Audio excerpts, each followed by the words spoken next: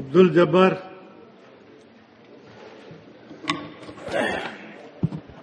ಮಾನ್ಯ ಸಭಾಪತಿಯವರೇ, ನನ್ನ ಚುಕ್ಕೆ ಗುರುತಿನ ಪ್ರಶ್ನೆ ಸಂಖ್ಯೆ 523 ಮಾನ್ಯ ಗೃಹ ಸಚಿವರಲ್ಲಿ ಕೇಳುತ್ತೇನೆ. ಗೃಹ ಸಚಿವರು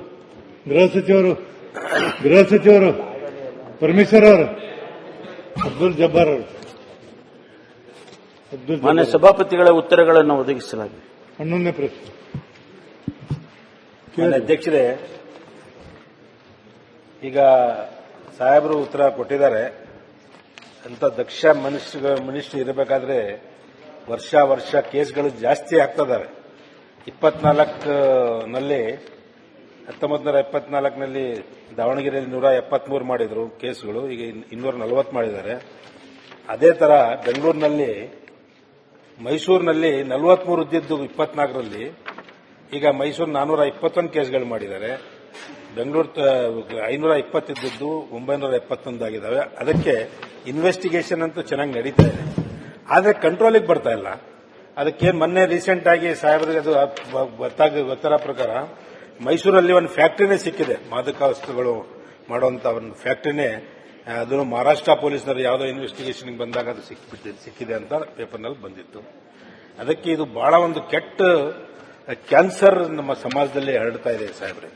ಒಳ್ಳೆ ಎಲ್ಲ ಕಡೆನೂ ನಾನು ಮೊನ್ನೆ ನಮ್ಮ ದಾವಣಗೆರೆ ಜಿಲ್ಲೆಯಲ್ಲಿ ಶಾಲೆಗಳಿಗೆ ಹೋಗಿದ್ದೆ 2-3. ಈಗ ಅವರು ಅಲ್ಲಿ ರೋಡ್ನಲ್ಲಿಗೆ ಅಲ್ಲಿ ಕುದುರತ್ ಬಿಟ್ಟಿದ್ದಾರೆ. ಸಾಯಂಕಾಲ 5-6 ಗಂಟೆ ನಂತರ ಶಾಲೆಗಳು ಬಂದಾದ ಕೂಡಲೇ ಒಳಗೆ ಹಾರು ಹೋಗಿ ಅಲ್ಲಿ ರೂಮ್ಗಳಲ್ಲಿ ಬೀಗ ಬಿಚ್ಕೊಂಡು ಒಳಗೆ ಕುದುರ್ತಾ ಇರ್ತಾರೆ. ಪೊಲೀಸಿಗೆ ಕಂಪ್ಲೇಂಟ್ ಕೊಟ್ರೆ ಆ ಹೆಡ್ ಮಾಸ್ಟರ್ ರೂಮ್ಗಳ ಹತ್ರ ಹೋಗಿ ಗಲಾಟೆ ಮಾಡ್ತಿದ್ದಾರೆ ಅವ್ರು. ಯಾಕಂದ್ರೆ ಅವರು ಅದು ಗಾಂಜಾ, ಅಫೀಮ್, ಡ್ರಗ್ಸ್ ತಗೊಂಡ ಮೇಲೆ ಅವರಿಗೆ ಮನುಷ್ಯತ್ವ ಅನ್ನೋದೇ ಇರಂಗಿಲ್ಲ. ಆ ನಮೂನೆ ಪರಿಸ್ಥಿತಿ ಶಾಲಾ ಕಾಲೇಜ್ಗಳಲ್ಲಿ ಎಲ್ಲ ಇಲ್ಲಿ ತನಕ ನಮ್ಮ ಲೇಡೀಸ್ ಹುಡುಗಿಯರು ಕಾಲೇಜ್ ಹುಡುಗಿಯರ ತನಕನೂ ಇದು ಬೆಳೀತಾ ಇದೆ. ಅದಕ್ಕೆ ತಾವು ಇದು ಮುಂದಿನ ಇದು ಆಗಿಲ್ದಂಗೆ ನನಗೆ ಅನ್ಸೋದ್ ಮಟ್ಟಿಗೆ ನಾವು ಮೊನ್ನೆ ಅಲ್ಲ ನಮ್ಮ ಡಿಪಾರ್ಟ್ಮೆಂಟ್ ಹತ್ರನೂ ನಾನು ಮಾತಾಡಿದೆ ನಮ್ಮ ದಾವಣಗೆರೆಯಲ್ಲಿ, ಏನ್ ಹಿಂಗೆ ನಡೀತಾ ಇದೆ, ಯಾವ ನಮೂನೆ ಕಂಟ್ರೋಲ್ ನೀವು ಮಾಡ್ತಾ ಇದೀರಿ ಅಂತ. ಅದಕ್ಕೆ ನನಗೆ ಅನ್ಸೋ ಮಟ್ಟಿಗೆ ಏರಿಯಾ ವೈಸ್ ಪೊಲೀಸ್ಗಳನ್ನು ಚೇಂಜ್ ಮಾಡಬೇಕು. ನೀವು ಎಂತ ದೊಡ್ಡ ಆಫೀಸರ್ಗಿಟ್ಟು ಇನ್ವೆಸ್ಟಿಗೇಷನ್ ಮಾಡಿದ್ರು ಸಹಿತ ನಿಮ್ಮ ಆಫೀಸರ್ ಬರ್ತಾರಂತ ಇನ್ಫಾರ್ಮೇಶನ್ ಕೊಡೋದೇ ಲೋಕಲ್ ಆ ಕಡೆ ಭಾಗದಲ್ಲಿ ಪೊಲೀಸರು. ಅವರು 20-30 ವರ್ಷ ಅಲ್ಲಿ ಇರ್ತಾರೆ, ಅವರೆಲ್ಲ ಅಡ್ಜಸ್ಟ್ ಮಾಡ್ಕೊಂಡಿರ್ತಾರೆ. ಅದಕ್ಕೆ ಅವ್ರನ್ನ ಈ ಕಡೆ ಆ ಕಡೆ ಬೇರೆ ಕಡೆ ಹಾಕಿ ಏನಾರ ಮಾಡಿದ್ರೆ ಕಂಟ್ರೋಲ್ ಆಗ್ಬೋದು ಅಂತ ಅನಿಸ್ತದೆ. ತಾವು ದಕ್ಷಾದಿರಿ, ನಿಮ್ಗೆ ಏನು ಹೇಳೋ ಅವಶ್ಯಕತೆ ಇಲ್ಲ. ಇದು ಒಂದು ನಿಮ್ಮ ಕಾಲದಲ್ಲಿ ಆದಷ್ಟು ನಾವು ರಿಕ್ವೆಸ್ಟ್ ಮಾಡೋದೇನಂದ್ರೆ ಇದು ಸರಿ ಮಾಡಬೇಕು. ಇದು ದೊಡ್ಡ ಕ್ಯಾನ್ಸರ್, ಇದಕ್ಕೆ ತಾವೇ ಡಾಕ್ಟರ್ ಇಲಾಜ್ ಮಾಡಬೇಕಂತ ನಾನು ತಮ್ಮಲ್ಲಿ ಕೇಳ್ಕೊಂತೇನೆ ನಿಮ್ಮ ಮುಖಾಂತರ.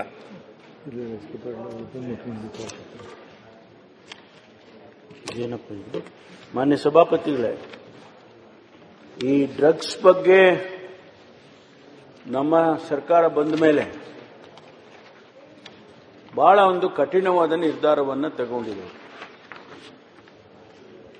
ಮಾನ್ಯ ಮುಖ್ಯಮಂತ್ರಿಗಳು ಸದನದಲ್ಲೇ ಹೇಳಿದರು, ನಾವು ಕರ್ನಾಟಕವನ್ನ ಈ ಡ್ರಗ್ಸ್ ಮುಕ್ತ ಮಾಡ್ತೇವೆ. ಒಂದು ಸ್ಟೇಟ್ಮೆಂಟ್ ಮಾಡಿದ್ರು. ಅವರ ಒಂದು ಸ್ಟೇಟ್ಮೆಂಟ್ನಿಂದ ಇಡೀ ರಾಜ್ಯದಲ್ಲಿ ಇಡೀ ಇಲಾಖೆ ಎಷ್ಟರ ಮಟ್ಟಿಗೆ ಕಾರ್ಯಗತವಾಗಿದೆ ಅನ್ನೋದನ್ನ ಹೇಳಬೇಕು ಅಂತಂದ್ರೆ, ಸಾವಿರಾರು ಕೆಜಿ ಡ್ರಗ್ಸ್ ಅನ್ನ ಹಿಡಿದಿದ್ದೆವು ಕಳೆದ 2.5-3 ವರ್ಷದಲ್ಲಿ. ಯಾವತ್ತೂ ಕೂಡ ಇಷ್ಟೊಂದು ಡ್ರಗ್ಸ್ ಅನ್ನ ಕರ್ನಾಟಕದಲ್ಲಿ ಯಾವತ್ತೂ ಸೀಸ್ ಮಾಡಿರಲಿಲ್ಲ. ಅಷ್ಟರ ಮಟ್ಟಿಗೆ ನಾವು ಒಂದು ವಾರನ್ನೇ ಡಿಕ್ಲೇರ್ ಮಾಡಿದ್ದೇವೆ. ಪ್ರತಿನಿತ್ಯ ಬೆಂಗಳೂರಿನಲ್ಲಿ ಪ್ರತಿನಿತ್ಯ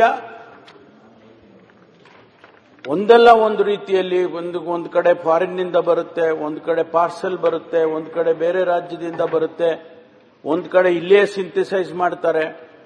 ಇಷ್ಟೆಲ್ಲ ಮಾಡ್ತಾ ಇದ್ದರೂ ಕೂಡ ಇನ್ನೂ ನಡೀತಾ ಇದೆ, ನಾನು ಅದನ್ನು ಒಪ್ಕೊಳ್ತೇನೆ. ಆದರೆ ಇದನ್ನು ನಾವು ಇಷ್ಟಕ್ಕೆ ಬಿಡೋದಿಲ್ಲ.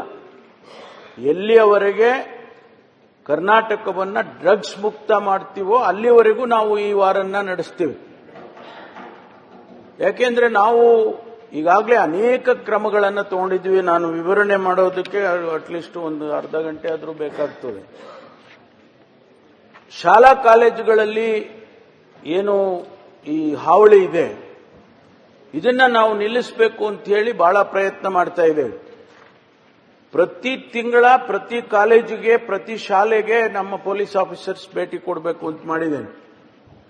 ಅವರು ಹೋಗಿ ಅವರಿಗೆ ಅವೇರ್ನೆಸ್ ಕ್ರಿಯೇಟ್ ಮಾಡಬೇಕು, ಅದರಿಂದ ಆಗ್ತಕ್ಕಂಥ ಅನಾಹುತ ಏನು ಅಂತೇಳಿ ಅದನ್ನ ಅವ್ರಿಗೆ ತಿಳಿಸಬೇಕು. ಎರಡನೇದು, ಅವರು ಡ್ರಗ್ಸ್ ಯೂಸ್ ಮಾಡ್ತಾ ಇದ್ರೆ ಅದನ್ನ ಗಮನಿಸಿ ಅದನ್ನ ಹಿಡಿಬೇಕು ಅಂತ ಹೇಳಿ. ಮೊನ್ನೆ ಒಂದೇ ದಿವಸ 1,000 ಶಾಲೆಗಳಿಗೆ ನಮ್ಮ ಇಡೀ ಬೆಂಗಳೂರು ಸಿಟಿಯಲ್ಲಿ ಅಧಿಕಾರಿಗಳು ಭೇಟಿ ಕೊಟ್ಟಿದ್ದಾರೆ. ಒಂದೇ ದಿವಸ. ಇದನ್ನ ನಿರಂತರವಾಗಿ ಮಾಡ್ತೀವಿ. ಒಂದಿನ ಮಾಡಿ ಬಿಟ್ಬಿಟ್ರೆ ಅದು ನಿಲ್ಲೋದಿಲ್ಲ. ಅದು ನಿರಂತರವಾಗಿ ಅದನ್ನ ಮಾಡ್ತೇವೆ. ಮತ್ತು ಎಲ್ಲಿ ಈ ಫಾರಿನ್ ಸ್ಟೂಡೆಂಟ್ಸ್ ಇದ್ದಾರೆ ಮಾನ್ಯ ಸಭಾಪತಿಗಳೇ, ಅವರು ಆಫ್ರಿಕನ್ ಕಂಟ್ರೀಸ್ ಇಂದ ಬಹಳಷ್ಟು ಜನ ಬಂದಿದ್ದಾರೆ. ಅವ್ರು ಬಂದು ಇಲ್ಲಿ ಡ್ರಗ್ಸ್ ದಂಧೆ ಮಾಡ್ತಾರೆ. ಅವ್ರು ಎಲ್ಲಿಂದ ತಗೊಂಡು ಬರ್ತಾರೋ, ಹೇಗೆ ತಗೊಂಡು ಬರ್ತಾರೋ ಗೊತ್ತಿಲ್ಲ. ಆದ್ರೆ ಅದೇ ಒಂದು ಬಿಸ್ನೆಸ್ ಅನ್ನ ಮಾಡ್ಕೊಂಡ್ಬಿಟ್ಟಿದ್ದಾರೆ. ಅವ್ರಿಗೆ ನಾವು ಹಿಡಿತೇವೆ, ಕೇಸ್ ಹಾಕ್ತೇವೆ. ಕೇಸ್ ಹಾಕೋದೇ ಬೇಕು ಅವರಿಗೆ.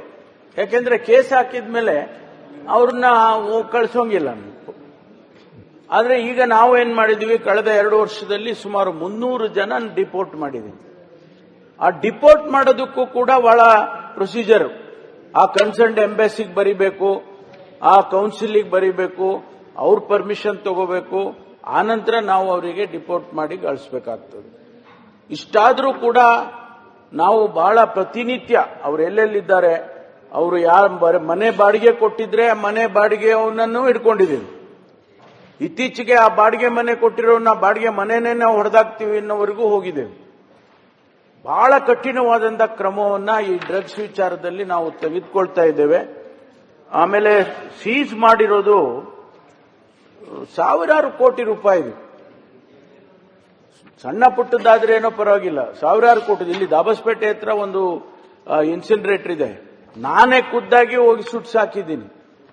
ಕಳೆದ ವರ್ಷ ಸುಮಾರು 150-200 ಕೋಟಿ ರೂಪಾಯಿದು ಡ್ರಗ್ಸ್ ಅನ್ನ ನಾವು ಸುಟ್ಟಾಕಿದ್ವಿ. ಅದು ಸಾವಿರಾರು ಕೋಟಿ ರೂಪಾಯಿ ಬೆಲೆ ಬಾಳ್ತಕ್ಕಂಥದ್ದು. ಇದನ್ನ ನಿರಂತರವಾಗಿ ನಾವು ನಮ್ಮ ಪ್ರತಿ ಪೊಲೀಸ್ ಸ್ಟೇಷನ್ ಲಿಮಿಟ್ಸ್ ಅಲ್ಲೂ ನಾನು ಬಹಳ ಕಠಿಣವಾದಂಥ ಸೂಚನೆಗಳನ್ನು ಕೊಟ್ಟಿದ್ದೇನೆ.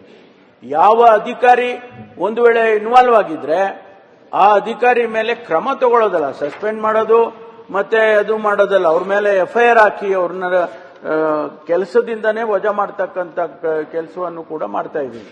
ಬಹಳ ಯಾಕೆಂದ್ರೆ ಈ ಮಕ್ಕಳು, ಮಾನ್ಯ ಸಭಾಪತಿಗಳೇ, ಮಾನ್ಯ ಸದಸ್ಯರು ಹೇಳ್ತಾ ಇದ್ರು, ದಾವಣಗೆರೆಯಲ್ಲಿ ಒಂದು ರೀತಿಯಲ್ಲಿ ಮನೆಗೂ ಆಗ್ಬಿಟ್ಟಿದೆ ಅಂತಕ್ಕಂಥ ಮಾತನ್ನ ಹೇಳ್ತಿದ್ರು. ನಾವು ಇದನ್ನ ಗಮನಿಸಿದ್ದೇವೆ. ಬಹಳ ಜನ ಯುವಕರು 17 ವರ್ಷ ಇಲ್ಲ, 15 ವರ್ಷ ಇಲ್ಲ. ಬೆಂಗಳೂರಿನಲ್ಲಿ ಒಂದು ಇನ್ಸಿಡೆಂಟ್ ಆಯ್ತು. ಅಲ್ಲಿ ಮರ್ಡರ್ ಅನ್ನ ಮಾಡಿದ್ದಾರೆ ಅಂತ ಹೇಳಿ ಅವ್ರನ್ನ ಎಲ್ಲ ಹಿಡ್ಕೊಂಡು ಬಂದ್ರೆ ಅವರೆಲ್ಲ 16, 18, 19 ಇಷ್ಟು ವಯಸ್ಸಿನವರು. ಯಾಕಪ್ಪ ಅಂದ್ರೆ ಅವರೆಲ್ಲ ಡ್ರಗ್ಸ್ ತಗೊಂಡು ಮರ್ಡರ್ ಮಾಡಿರ್ತಕ್ಕಂಥದ್ದು. ಇಂಥ ಉದಾಹರಣೆಗಳು ಸಾವಿರಾರಿದ್ದಾವೆ. ಹಾಗಾಗಿ ಇವರನ್ನ ಹೀಗೆ ನಾವೇನಾದ್ರೂ ಬಿಟ್ರೆ ಸಮಾಜ ಹಾಳಾಗೋಗುತ್ತೆ, ಕುಟುಂಬಗಳು ಹಾಳಾಗೋಗ್ತವೆ, ಇಡೀ ಪರಿಸರ ನಮಗೆ ಹಾಳಾಗೋಗುತ್ತೆ, ಭವಿಷ್ಯನೇ ಹಾಳಾಗುತ್ತೆ. ಆದ್ರಿಂದ ಬಹಳ ಕಠಿಣವಾದಂತ ತೀರ್ಮಾನಗಳನ್ನು ತಗೊಂಡಿದ್ದೇವೆ. ಮಾನ್ಯ ಸದಸ್ಯರಿಗೆ ನಾನು ಭರವಸೆ ಕೊಡೋದಕ್ಕೆ ಇಷ್ಟಪಡ್ತೇನೆ. ಯಾಕೆಂದ್ರೆ ಅವರು ದಾವಣಗೆರೆಯಲ್ಲಿ ನನಗೆ ಈಗ ಹೇಳ್ತಾ ಇದ್ರು, ಜಾಸ್ತಿ ಆಗ್ಬಿಟ್ಟಿದೆ ಅಂತ. ನಾವು ದಾವಣಗೆರೆನೂ ಬಿಡೋದಿಲ್ಲ, ಯಾವ ಜಿಲ್ಲೆನೂ ಬಿಡೋದಿಲ್ಲ. ಬಹಳ ಕಠಿಣವಾದಂತ ನಿರ್ಧಾರ. ನೀವು ಹೇಳಿದ್ರಿ ಕೆಲವರು ಅಧಿಕಾರಿಗಳು 5 ವರ್ಷ, 10 ವರ್ಷ, 20 ವರ್ಷ ಒಂದೇ ಕಡೆ ಇರ್ತಾರೆ, ಅವರೇ ಮೆಸೇಜ್ ಕೊಟ್ಬಿಡ್ತಾರೆ ಅಂತೇಳಿ. ರೈಡ್ ಮಾಡೋದನ್ನ ಇವ್ರು ಪ್ಲಾನ್ ಮಾಡ್ತಾ ಇದ್ರೆ ಅವರೇ ಮೆಸೇಜ್ ಕೊಟ್ಬಿಡೋದು, ಅವಾಗ ಯಾರು ಸಿಗದೇ ಇಲ್ವಲ್ಲ. ಅದನ್ನೆಲ್ಲವನ್ನು ಕೂಡ ನಾವು ನಿಯಂತ್ರಣ ಮಾಡೋಕೆ ಈಗಾಗಲೇ ಕ್ರಮ ತಗೊಳ್ತಾ ಇದ್ದೀವಿ. ಆದ್ರಿಂದ ಈ ಏನವರು ಪ್ರಶ್ನೆ ಕೇಳಿದ್ದಾರೆ ಬಹಳ ಸಮಾಜಮುಖಿ ಪ್ರಶ್ನೆ ಇದು, ಬಹಳ ಎಲ್ಲರಿಗೂ ಕನ್ಸರ್ನ್ ಆಗಿರ್ತಕ್ಕಂಥದ್ದು. ನಾವು ಇದನ್ನ ನಿಯಂತ್ರಣ ಖಂಡಿತವಾಗಿ ಮಾಡೇ ಮಾಡ್ತೀವಿ.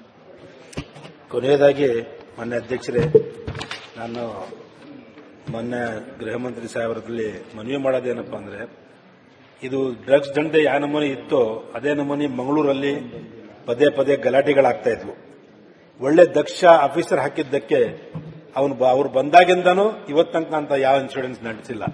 ಮಂಗಳೂರು ಪ್ರಾಪರ್ ಅದು ಎಕ್ಸಾಂಪಲ್ ನೋಡಬೇಕಂದ್ರೆ ಅಂತ ಆಫೀಸರ್ಗಳಲ್ಲಿ ತಾವು ಇದಕ್ಕೆ ಒಂದು 5-6 ಜಿಲ್ಲೆ, ಯಾಕಂದ್ರೆ ಮೈಸೂರು, ಬೆಂಗಳೂರು, ಮಂಗಳೂರು, ಹುಬ್ಬಳ್ಳಿ, ದಾವಣಗೆರೆ, ಇಂಥ ಮೈಸೂರು ಕಡೆ ಇಂಥ ಕಡೆ ನೀವು ಒಳ್ಳೆ ಒಂದು ದಕ್ಷ ಆಫೀಸರ್ಗಳು ಹಾಕಿ ಅವರಿಗೆ ಜವಾಬ್ದಾರಿ ಕೊಟ್ಬಿಟ್ರೆ ಇಂಥ ಕಡೆ ನೀವು ಸ್ವಲ್ಪ ಜಾಸ್ತಿ ಗಮನ ಹರಿಸಬೇಕಂತ ಹೇಳಿದ್ರೆ ಇದು ಬಗೆಹರಿಯಂತ ಪ್ರಸಂಗ ಅದ. ಯಾಕಂದ್ರೆ ಬಾಕಿ ಬೇರೆ ಜಿಲ್ಲೆಗಳಲ್ಲಿ ಅಷ್ಟಷ್ಟಿಲ್ಲ.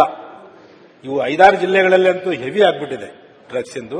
ಅದಕ್ಕೆ ತಾವು ಈ ಕಡೆ ಸ್ವಲ್ಪ ದಕ್ಷ ಆಫೀಸರ್ಗಳನ್ನ ಹಾಕಿ ಇದನ್ನು ಕಂಟ್ರೋಲ್ ಮಾಡ್ತೀರಂತ ನಾನು ನಂಬ್ತೇನೆ.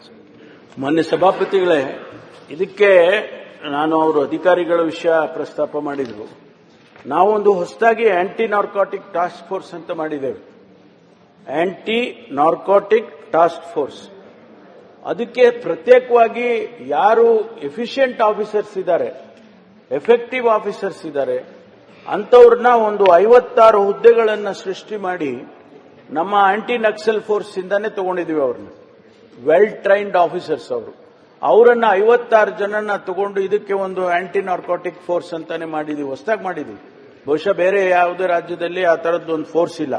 ಸುಮಾರು 10 ಜನ ಸೀನಿಯರ್ ಆಫೀಸರ್ಸು, ಆಮೇಲೆ 56 ಜನ ಈ ಬೇರೆ ಕಡೆಯಿಂದ ನಾವು ಅವ್ರನ್ನ ಡೆಪ್ಯುಟೇಷನ್ ಮೇಲೆ ANF ಇಂದ ತಗೊಂಡಿದ್ದೀವಿ. ಇದು ಕೂಡ ಇವತ್ತು ಬೇರೆ ಬೇರೆ ಜಿಲ್ಲೆಗೆ ಭೇಟಿ ಕೊಟ್ಟು ಅವರು ರೈಡ್ ಮಾಡ್ತಕ್ಕಂಥದ್ದು ಅಥವಾ ಹಿಡಿತಕ್ಕಂಥದ್ದು ಇದನ್ನೆಲ್ಲವನ್ನು ಕೂಡ ಅವರಿಗೆ ವಹಿಸ್ಕೊಟ್ಟಿದ್ದೀವಿ. ಅದು ಎಫೆಕ್ಟಿವ್ ಆಗಿ ಆಗುತ್ತೆ. ಮುಂದಿನ ದಿನದಲ್ಲಿ ಈ ANTF ಅಂತ ಏನಿದೆ ಅವರು ಒಳ್ಳೆ ಕೆಲಸ ಮಾಡಬೇಕು. ಅದಕ್ಕಾಗಿ ನಾವು ಅವ್ರನ್ನ ನೇಮಕ ಮಾಡಿದ್ದೀವಿ ಅಂತ ಹೇಳಿ ಮಾನ್ಯ ಸದಸ್ಯರ ಗಮನಕ್ಕೆ ತರೋದಕ್ಕೆ ಬಯಸ್ತೇನೆ.